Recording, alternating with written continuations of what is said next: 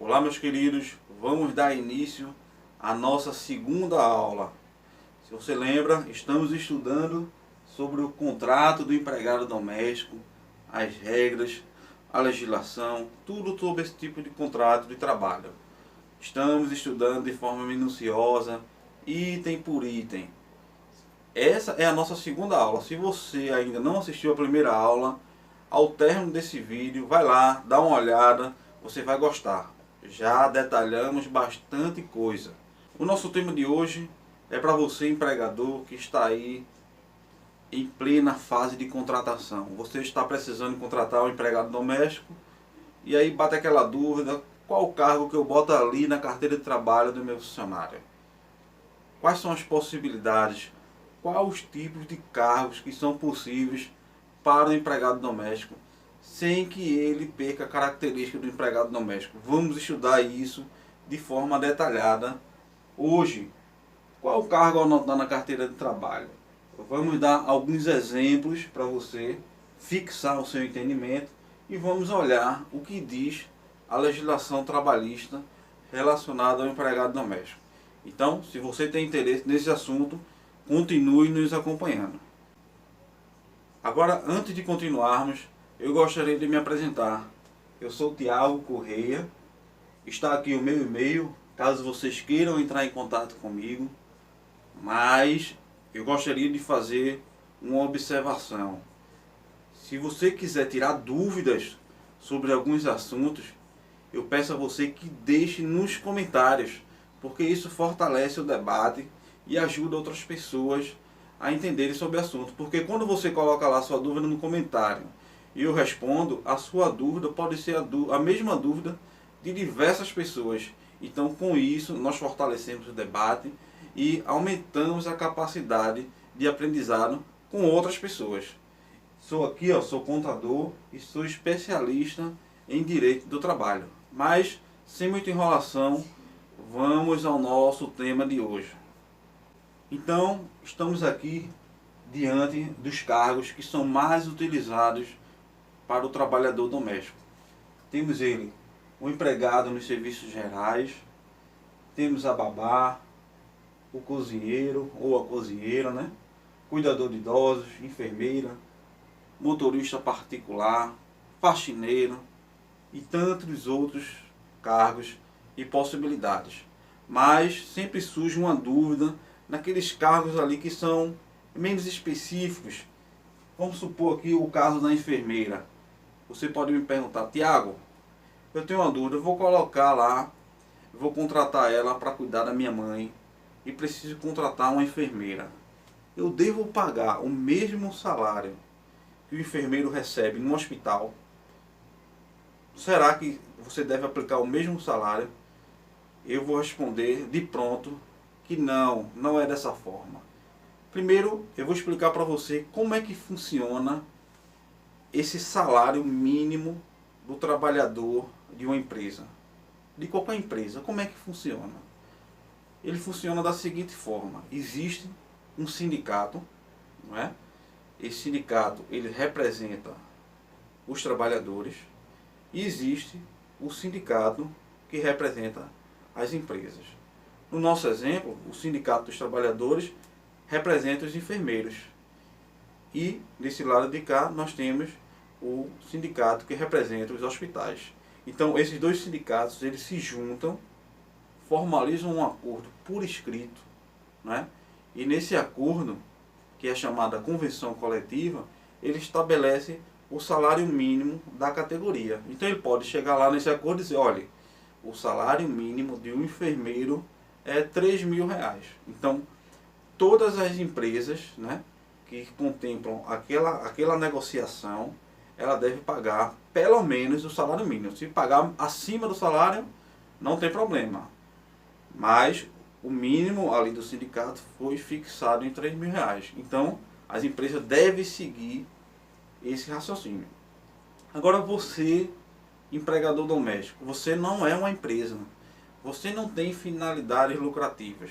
Você vai ter que pagar o mesmo salário da enfermeira, né, de um hospital, para o caso de uma enfermeira que é considerado empregado doméstico? Não. Mas a mesma regra se aplica. Existe um sindicato que representa os empregados domésticos e existe um sindicato que representa os empregadores, os patrões, né? Só que o que acontece? Hoje em dia, porque essa lei é relativamente recente, de 2015, então ela deu a possibilidade do sindicato ter força de negociação. Só que para que o sindicato ele consiga fazer essa negociação, ele precisa da outra parte envolvida, que é o sindicato dos empregadores, que é algo muito embrionário, que ainda não existe em boa parte do país. Então existe o sindicato dos empregados, mas não existe essa segunda parte, que é o sindicato dos empregadores. Com isso, acontece o quê?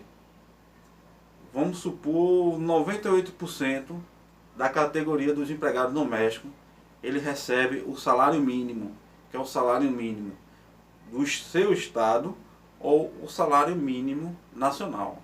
Aí você vai me perguntar, mas Tiago, como é que essa enfermeira, ela podendo trabalhar no hospital, ganhar 3 mil reais, ela não vai querer receber um salário mínimo para trabalhar comigo?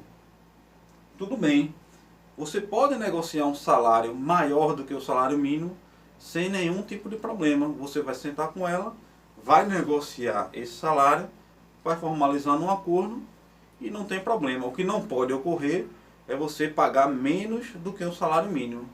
Hoje, em 2022, o salário mínimo está fixado em 1.212, o salário mínimo nacional. Então, para complicar um pouco mais a nossa aula de hoje, eu vou dar mais um exemplo. Vamos supor que nosso amigo João, ele está cheio da grana ali e resolveu comprar um jatinho para levar sua família de um lado para o outro, viajando, conhecendo todos os estados aí do país. E ele vai precisar contratar um piloto de avião. Eu pergunto a você, esse piloto de avião, ele poderia ser considerado um empregado doméstico? Me diz aí, de forma inicial, qual o seu pensamento? Diz aí embaixo nos comentários, se sim ou que não. Você acha que é possível ou que não é possível essa contratação? Depois eu vou dar uma olhada e ver o que é que a maioria achou. Mas para isso eu vou te responder de uma forma bem clara e simples. Vamos verificar na legislação o que é que ela diz. Vamos lá, vou trocar aqui o slide para a gente ver junto. Nós temos aqui o artigo 1º da Lei Complementar 150 de 2015. Se você assistiu a primeira aula, você observa que é o mesmo artigo. Nós estudamos ele de forma detalhada, de forma minuciosa, item por item. Mas, para responder a nossa pergunta aí do piloto, eu destaco esses dois trechos aqui desse artigo. Finalidade não lucrativa, ou seja, o piloto ele vai estar disponível apenas para a minha família, apenas para meu interesse pessoal. Eu não vou alugar esse jatinho, eu não vou fazer lucro com esse jatinho, eu não vou ter renda com esse jatinho. Esse jatinho é apenas para levar a família de um lado para o outro, né, com interesses pessoais. Não tem finalidade lucrativa. Então, é uma característica do doméstico. E tá aqui, ó, pessoa ou família. Então, tendo essas duas características fortes, então não tem problema. Ele pode ser muito bem um piloto de avião, né, e ser considerado um empregado doméstico, ter um contrato como empregado doméstico. Existe um preconceito grande ainda sobre o contrato de empregado doméstico. Mas o contrato doméstico ele é um contrato como qualquer outro. Um contrato em duas pessoas físicas, sem finalidade lucrativa, né, para prestar um serviço para uma família. Não tem nada de inferior nesse tipo de contrato. E aí, você tirou suas dúvidas? Espero que tenha esclarecido esse assunto. Se você continuou com dúvida, deixe nos comentários. Se você gostou, deixa aí o seu like. Não esqueça de se inscrever. Estaremos trazendo